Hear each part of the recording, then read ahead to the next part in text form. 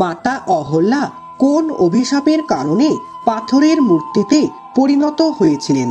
একদিন ইন্দ্রদেব মাতা অহল্যাকে দেখে তার সৌন্দর্যের প্রতি মোহিত হয়ে পড়েন। কিন্তু তখন তার স্বামী গৌতম ঋষি অহল্যাকে বলেন, আমি স্নানের জন্য নদীতে যাচ্ছি। আর ঠিক এই সুযোগে ইন্দ্রদেব লুকিয়ে মাতা অহল্যার কক্ষে প্রবেশ করেন।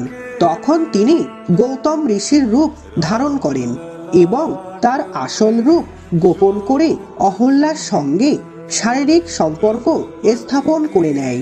এরপর ইন্দ্রদেব কক্ষ থেকে বের হওয়ার সময় তখনই গৌতম ঋষি স্নান সেরে ফিরে আসেন এবং ইন্দ্রদেবকে এই অবস্থায় দেখে তিনি তার আসল রূপ বুঝতে পারেন।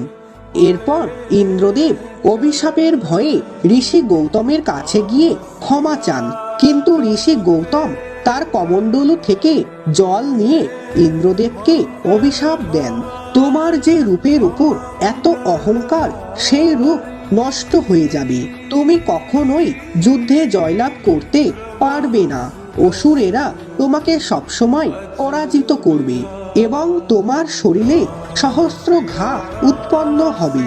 এরপর ঋষি ক্রোধের বশে মাতা অহল্যাকেও অভিশাপ দেন যে তোমার সারা শরীর পাথরে রূপান্তরিত হবে। কিন্তু 1000 বছর পর ত্রেতা যুগে প্রভু শ্রীরামের চরণের পবিত্র স্পর্শে তিনি আবারও নিজের স্বাভাবিক রূপে ফিরে এসেছিল। জয় শ্রীরাম।